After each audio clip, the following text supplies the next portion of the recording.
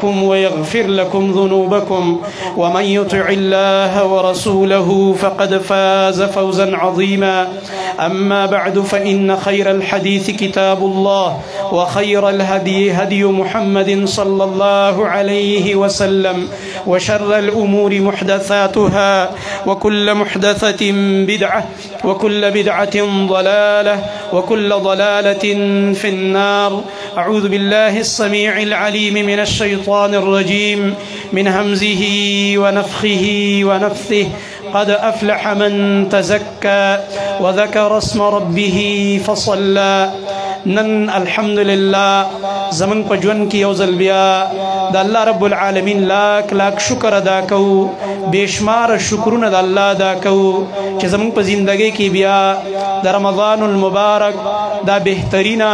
دا رحمتونو او برکتونو او د جهنم د اور نه د ازادېدو دا میاش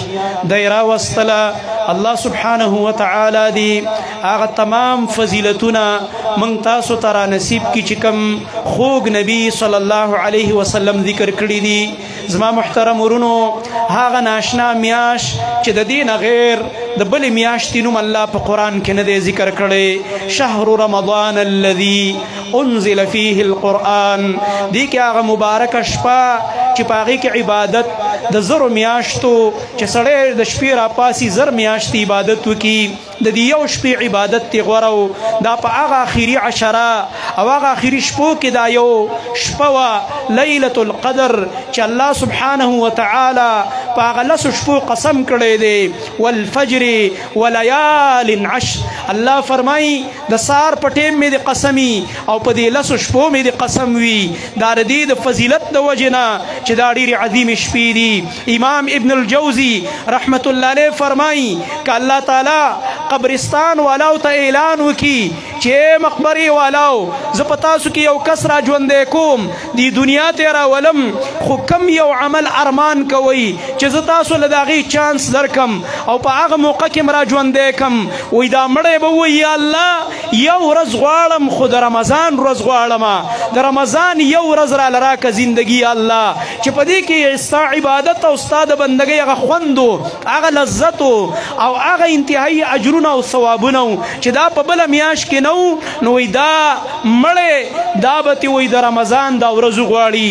نن الله سبحانه وتعالی هغه موقع موږ تاسو ته راکړه. ډېر داسې ملګري زمونږ رشته دار دوستان ګاونډیان د مسجد ملګري چې هغه تیر اختر کې موږ سره و سکال هغه زمونږ سره نشته دی. هغه روح الامین کاکا چې زمونږ د دې عیدګاه خدمت به کوو او بغیر د وینا نه به خپل ګاډی راوسته هغه د لاس ګاډی او د مسجد مخې ته به ودرو او دا پوړونه به پکې راچلول. هغه ټوله شپه به په رمضان کې زمونږ په مسجد کې قرآن ته ناستو. هغه د الله ساده بنده هغه نن زمونږ سره نشته دی او بیګا ټولو ملګرو د هغه تذکرې کولې د هغه خدمات د هغه نیکیانې هغه پاتې شوې. زما محترم ورونو په کار د موږ هم داسې یو زندګي اختیار کړو سبا موږ نه یو او زمونږ یو نیکي خلک یاده کي. رسول الله صلی الله علیه وسلم فرمایي مؤمن چې کله دنیا نه لاړ شي او د ده یو نیکي دا نور مؤمنان ژوندي ذکر کوي دا د الله په دربار کې ګواهي وي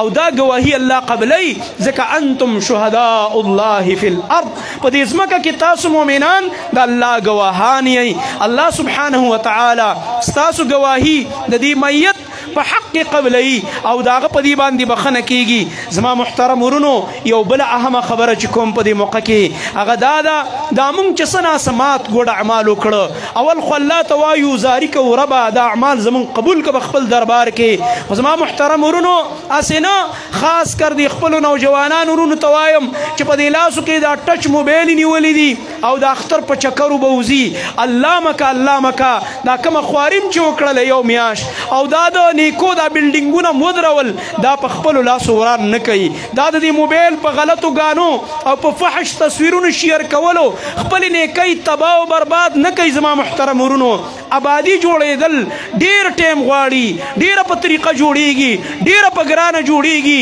انجینر د هغې نقشه اچوي او په هغې باندې ډېره خواري کېږي. خو چې کله آبادي ورانېږي ډېره په بېدردۍ ورانېږي، په بېترتیبۍ ورانېږي او ډېره زر ورانېږي. نو هسې نه چې دا څه ناڅه آبادي هم د نیکو اعمالو کړې ده، دا چېرته برباده نه کړو. کم ملګري چې په چکرو ځي چېرته د جمع مونځ او 5 وخته مونځ درنه خراب نه شي، هغه د قرآن سره هم چې په رمضان کې ځان عادت کړو، باقي په دې 11 میاشتو کې ته ځان نابلده نه کوي د قرآن نه، همغه شان خپل تعلق د قرآن سره برقراره ساتئ. زما محترم ورونو، والله دا د برکتونو کتاب دی، والله العظیم دا د رحمتونو کتاب دی. که موږ غواړو چې زموږ په کورونو کې، زموږ په مال کې، زموږ په اولاد کې برکات راشي، د قرآن تلاوت دا په کورونو کې مه پرېږدئ، او په کم مسجد کې چې د قرآن درس کېږي د هغه مجلس نه ځان مه محروموئ، د قرآن درسونو ته کښېنئ چې د ژوند په برکاتو باندې پوه شئ. زما محترم ورونو، او بل د نیکۍ علامت څه دی چې یو سړي ته دا پته ولګي چې یاره زما دا رمضان یا زما دا حج یا زما دا عمره یا زما دا فلانې عمل دا قبول شوی دی، د دې به کم اثرات چې د هغې نه دا انسان معلومه کي چې یاره دا زما عمل به الله قبول کړی. وایي د دې قبلېدو اثر وایي دا دی چې کله دا نیکي تا وکړه دې پسې ته نورې نیکیانې کې مزید، دا نه چې څنګه د دې نیکۍ موقع ختمه شو او به تا ګناهونه شروع کړو، نافرمانۍ نه دې شروع کړئ او د الله رب العالمین په منکراتو باندې دې شروع وکړه. نعوذ بالله، الله دې نه کړي، الله دې نه کړي. دا بیا د دې دلیل چې دا مخکې عمل باندې داسې ځان ستړی کړی قبول شوی نه دی. د نیک عمل کمال دا دی، دا تا د بلې نیکۍ په دروازه ورننه باسي. دا یاد ساته، ځکه موږ ته خوږ نبي صلی الله علیه وسلم دا حدیث ویلی چې وګورئ یو دروازه د رمضان بنده شوه، خو په دې شوال کې چې دا نن د شوال اول تاریخ دی، په دې کې بله دروازه کولاویږي چې هغه 6 نفلي روژې دي. رسول الله صلی الله علیه وسلم فرمایي من صام رمضان ثم اتبعه 6 من شوال کان کصیام الدهر. چا چې د رمضان روژې ونیولي کوم مؤمن او بیا ورپسې په دې شوال کې 6 روژې نورې ونیسي، دا که ته پرلپسې نیسي هم جایز ده، او که منځ کې پکې ناغه کې 2 ورځې 3 ورځې هم جایز ده، خو چې د دې میاشتې اخیره پورې ستا 6 روژې پوره شي. نبي کریم صلی الله علیه وسلم زیری موږ له راکوي، وایي دا د دې مؤمن په عملنامه کې داسې ولیکلی شي لکه دا چې ټول عمر روژې. که په دې کال تاله مرګ راغی ستا په عملنامه کې به صوم الدهر لیکلی شوی، د ټول عمر روژې به لیکلی شوي. زما محترم ورونو، دا څومره لوی فضیلت دی چې د دې نه موږ او تاسو هغه ځان محروم نه کو. او بله یو خبره چې دا ډیره اهمه ده، هغه دا د زما محترم ورونو د اختر ورځ دا د خوشحالۍ ورځ ده. کم انسان چې د هغه په کور کې مړی شوی دی، د هغې میاشت شوې ده، 2 میاشتې شوي، 20 ورځې شوي دي، دا غمونه مه راتازه کوئ. زموږ پښتنو کې دا یو بد رواج دی، مړی به شوی د مړي کور ته ور رواني و یاره دا د دې مړي اول اختر دی او هغه باندې هغه د اختر ورځ هم په غم کې. زما محترم ورونو، دا ګوره یو رسم دی، دا یو رواج دی، دا یو بدعت دی، دا ختم کوي. دا د خوشحالۍ ورځ ده، غمونه تازه کول په اسلام کې نشته. نبی کریم صلی الله علیه وسلم موږ ته فرمایلی دي چې غم به صرف 3 ورځې کې، په 4مه ورځ به بیا غم نه راتازه کې. البته هغه زنانه چې خاوند یې مړ شي، صرف د خاوند دومره لوی حق دی چې دا زنانه به 4 میاشتې او 10 ورځې مکمل په کور کې ناسته، د دې خاوند په کور کې به عدت تیروي، ډول به نه کوي، سینګار به نه کوي، کور نه به بهر نه وځي، که له ډېرې مجبورۍ نه چېرته لاړله واپس په شپه را رسوي او دا به ډول او سینګار نه کوي، دا به د خپل خاوند په کور کې د عدت تیروي. صرف په خاوند باندې دونه غم راغلی د ښځې دپاره چې هغه 4 میاشتې 10 ورځې دی. او یا که حمل یو ماشوم یو، نو چې څو پورې دا ماشوم پیدا شوی نه تر هغه پورې به دا زنانه دقه شانته دا غم تیروي چې څو پورې دا ماشوم زیږېدلی نه. زما محترم ورونو، نور دا غمونه مه راتازه کوئ. په دې ادیرو کې، په دې مقبرو کې زموږ دا خویندې د اختر په ورځ سهار کې راخوشي شوي، سړي مور سره او یو رسم او بل رسم او د قبرونو سره دا کومه معامله کوي. زما محترم ورونو، دا ناروا کار دی، د دې نه توبه وباسئ. دې نه دا خویندې زموږ مسلمانانې خویندې دي، په خبره پوهېږي او په خبره عمل هم کوي، خو چا پوهه کړي نه دي پوهه یې کوي، دا مسله ورته بیانه کوي چې دوی نور د دې عادت نه منع شي او دا د ګناه کار دی. په دې ورځ باندې په مقبرو په قبرونو باندې ګرځېدل. بله یو ضروري او اهمه مسله چې هغه زه بیانوم او دې پسې یو خبر اخري بیا بله کوم. یو مسله هغه د رؤیت ده. رؤیت معنی میاشت لیدل. زمونږ په دې ملک کې د بدقسمتۍ نه هر کال دا د میاشت مسله دا د تنازع ښکار کېږي. سږ ناشنا کار بیګا دا وشو چې دا دومره شهادتونه هم تیر شو، د دې باوجود ګوره سرکاري سطح باندې دوه اخترې شو. دلته صوبایي حکومت بیګا اعلان وکړلو سرکاري کمیټۍ په سطح باندې، او زونل چې کومه کمیټي ده د قاسم علي خان د مسجد هغې هم اعلان وکړلو. د حکومت او د دوی اتفاق په دې صوبه کې راغی، خو مرکز ورسره اتفاق ونه کړ. ما بیګا الحمدلله د داسې خپل یو ملګري او عالم نه چې د سرکاري کمیټۍ ممبر دی، تاسو به پیژنئ، شیخ عبدالبصیر مدني صاحب، زمونږ د شیخ القرآن، زمونږ د استاذ علامه سید عبدالسلام رحمت الله علیه بچی دی، هغه په دې سرکاري کمیټۍ کې دی زمونږ د اهل حدیثو له طرف نه. هغه بیګا ماته دا ویلي چې مونږ ته د مختلفو ضلعو نه تقریبا 21 شهادتونه راورسېده او نور را روانو، خو منګه وی مرکزی کمیټۍ ته ویلو چې تاسو لا اجلاس مه ختموئ، زمونږ د صوبې بعضې علاقې ډېرې لرې دي، اطلاعات ناوخته پورې را رواني، لهذا موږ تاسو ته ګواهیانې درکوو او اعلان وکئ د مرکز د طرف نه، اسلام آباد نه اعلان وکئ. خو هغه صاحبانو باندې دومره تادي وه او هغې باندې شاته نه د چا پریشر دی، او دا هغه خلک دی چې هغه د توحید دشمنان دي. صفا غوږونو باندې واورئ. او نن زه هغه چاته هم وایم چې هغوی وایي د حکومت سره به اختر کو، نن ته د کم حکومت سره اختر کې، نن ته د کم حاکم سره اختر کې؟ حاکم خو دې نن اختر نه دی کړی، ستا حاکم خو په اسلام آباد کې ناستی دی، هغه خو لګیا دی چېرته به سبا اختر مناوئ. ستا دلته وزیر اعلی صاحب سرکاري سطح باندې اعلان وکړو، اوس ته د دې حاکم تابعداري کې که د هغه حاکم تابعداري کې؟ دا یو تنازع او یو لانجې جوړه کړې ده. دې وجې نه الحمدلله په دې موږ بار بار تجربه کړې ده، او اوس ډېر مسلمانان په دې پوه شوي دي چې پاکه کاته دا د پاکه د لانجې نه صفا کاته، چې خبرېدی چې په سعودي کې میاشت ولیدلی شوه د نر غوندې ورسره روژه ونیسه، چې خبرېدی چې میاشت د اختر ولیدلی شوه د نر غوندې ورسره اختر کوه. ځکه تاسو وکتل اوله روژه ورسره دې خلکو نیولې وه، تاسو نه تاسو نیولې وه، سعودي سره اوله روژه نه وه نیولې، موږ نیولې وه، او نن ورسره اختر کوي لګیا دی. قاسم علي خان مسجد والا ته موږ درخواست کوو، جناب تاسو په هغه ورځ د مرکز سره ملګرتیا وکړله، په هغه شپه تاسو کمیټي کې نه نوله، په کومه شپه چې په سعودي کې کمیټي کې ناسته، نور کل بس تاسو او د هغوی رعیت برابرېده. عجیبه خبره دا ده چې د روژې میاشتې ورسره یو ځای نه لیدلی کېږي او د اختر میاشتې ورسره لیدلی کېږي، او بیا وایي اختلاف دی د مطالعو، هلته جدا مطله ده او دلته جدا مطله ده. دا څنګه مطله ده چې زما په کې پي کې کې میاشت ښکاره شو، په سعودي کې ښکاره شو؟ دا شل ځل په کراتو په مراتو دا شوي چې دلته میاشت لیدلی شوې ده او په سعودي کې میاشت لیدلی شوې ده. خو دا لانجه دلته موږ جوړه کړې ده. د دې لانجې نه، د دې مصیبتونو نه نور ځان خلاص کړئ زما محترم ورونو، که د خپل عبادت غم در سره وي، ځکه دا وړه خبره نه ده. بیګا ما د پنجاب علماو ته تقریبا څه کم 9 منټه کلیپ کړی، ما سره رابطې کولې چې دا ستاسو د کې پي کې ګورنمنټ څنګه اعلان وکړو د اختر، او ستاسو په کم دلیل سبا اختر دی. ما ورته دا ټول داستان ویلو. ما دا دغه صاحب نه تپوس وکئ چې د کې پي کې په دوره راغلی و، دا زموږ موجوده نوی چیرمین، موږ خو مخکې د هغه بل نه سر ټکوو مفتي منیب الرحمن صاحب نه،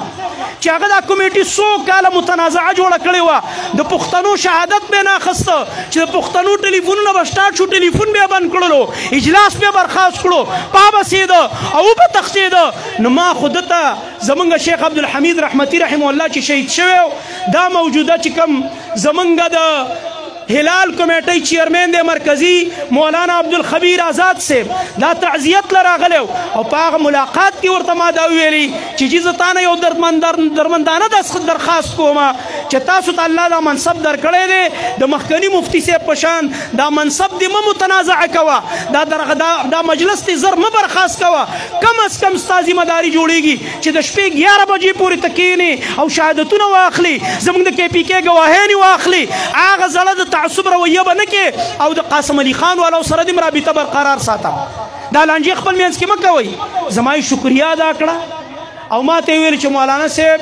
توحیدي صاحب ډېره ښایسته مشوره دې راکړه او انشاءالله موږ به همدغه شانته کوو، زموږ به د قاسم علي خان والاو سره هم رابطه او دلته چې کوم زموږ زونل کمیټي د هغې سره به هم زموږ رابطه. خو بیګا بعضې کسانو چې هغه دلته چې کومه کمیټي د هغوی ته معلوم دي، وایي هغې ورته چې اجلاس غونډوه ختمه وخت شبه کې پي کې شهادتونو ته انتظار مه کوه هغه زړه رویه بیا روانه ده هغه زاړه داستانونه لګیا دی بیا تکراریږي عجیبه خبره ده په دې وجه زه د کے پی کې وزیر اعلی صاحب ته خراج تحسین پیش کوم زه د چا په پارټۍ کې نیم یو دا خبر کلاو واورئ سیاسي پارټۍ کې د هیچ چا نه خدا خراج تحسین ورته پیش کوم چې بیګا وزیر اعلی صاحب سرکاري کمیټۍ چې کوم زموږ زونل ده د دې صوبې هغوی سره رابطه کړې ده او ورته ویلي چې شهادتونه راغلي دي د نر غوندې د اختر اعلان وکوي زبردست کار یې کړی دی موږ ورته خراج تحسین پیش کوو بل چې کوم زمونږ وفاقي وزیر دی مذهبي امور اوس چې کوم مقرر شوی هغه هم بیګا کمیټۍ ته کوم چې زونل کمیټۍ ده هغې ته هم هغه هم رابطه کړې وه هغه هم ورته ویلي چې تاسو ته ګواهۍ نه راغلي بلکل ستاسو غاړه بندېږي چې اعلان ونه کوي اعلان وکوئ هغه صاحبانو پسې هم د خپلو ملګرو ټلیفونونه کول د هغې ټلیفونونه بند وو اجلاس یې برخاست کړی و 8:30 بجې هغوی پاڅېدلي وو دومره تادي وپې د سره زما استاد اختر غم دی د سره زما استاد روجي غم دی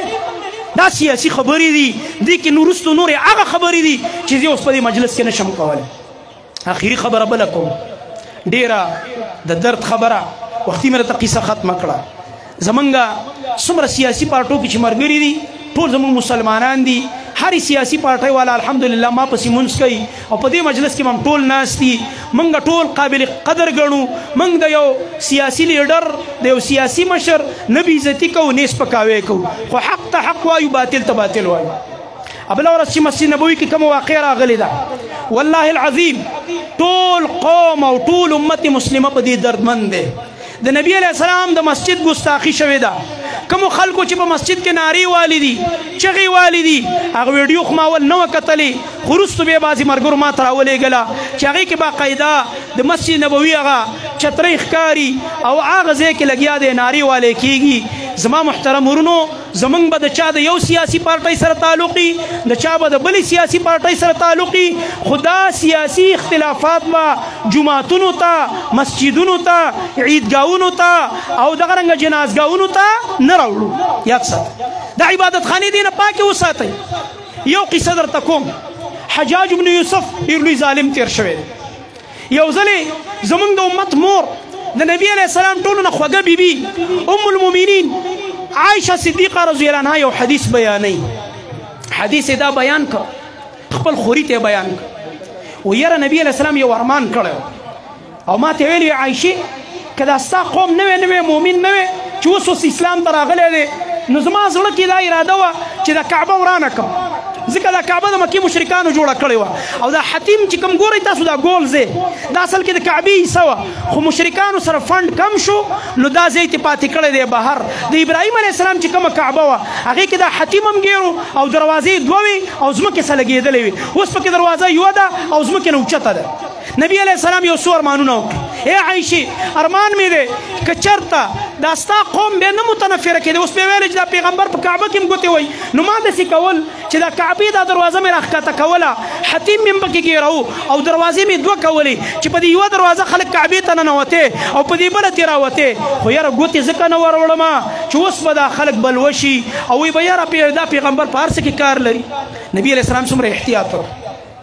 خو وروستو زمانه کې خو بیا د اسلام غلبه راغه او مسلمانان خو نوي پاتې نه شو زاړه نو د عبدالله بن زبیر حکومت په مکه کې خلافت هغه چې دا حدیث واورېده ویلې زه د نبي علیه السلام زمانه کې خلک نوي مسلمانانو اوس خو زاړه مسلمانان دي دا حدیث ورته ویم او دا کعبه زه ورانوم او د نبي علیه السلام ارمان پوره کوم او دوه دروازې پکې ږدم او دا د ځمکې سره ولا دروازې برابروم او دا حتیم هم پکې راګېرو خلک یې راوغوښته بهترین د هغه زمانې معماران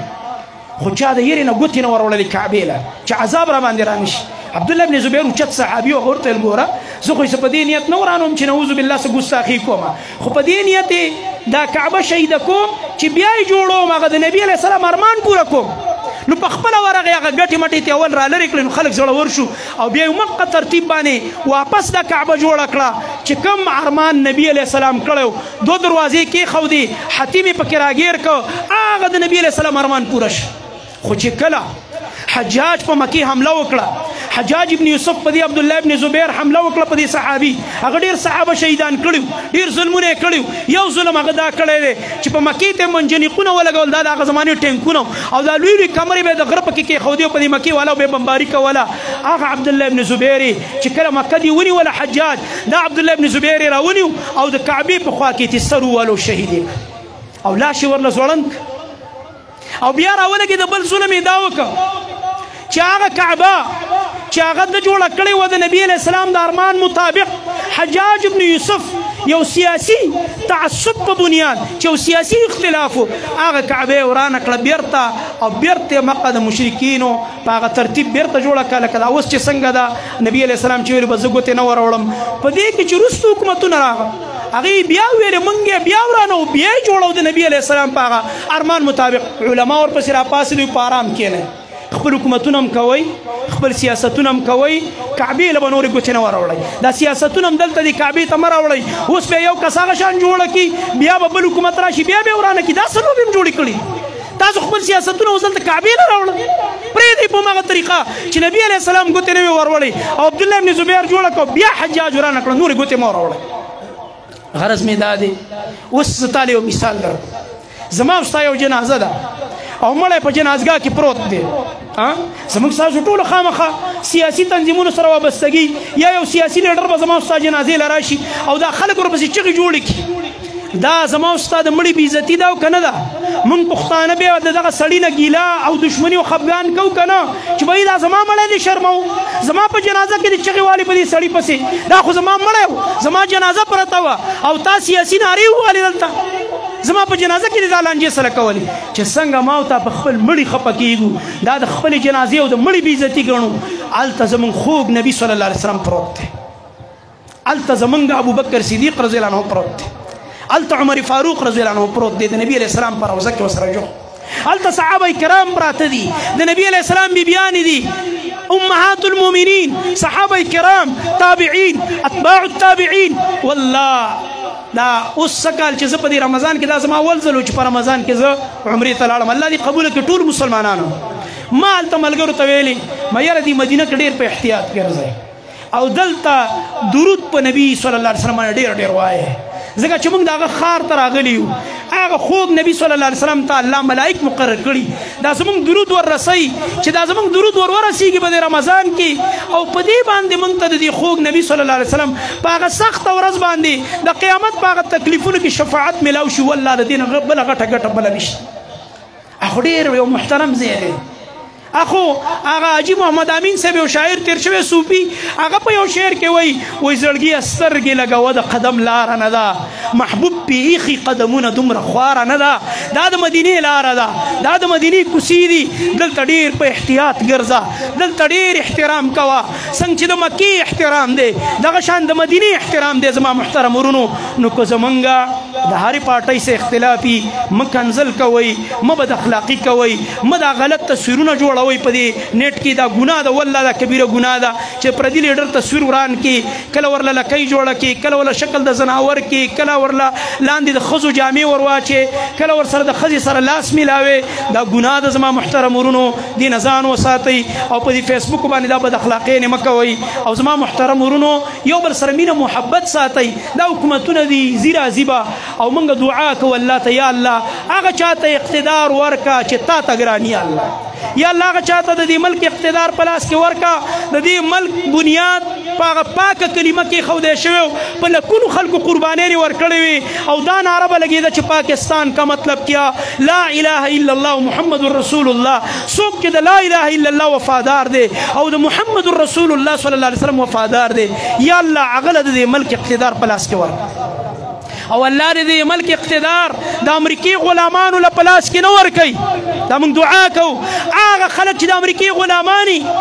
او د پیشو پشان او د چرګې پشان غلی غلی کېږي امریکای صدر سره چې خبرې کوي داسې بې غیرتو له دې الله د حکومتونه نه ورکوي چې هغه ایجنټان دي د ملک کې د هغې دپاره کار کوي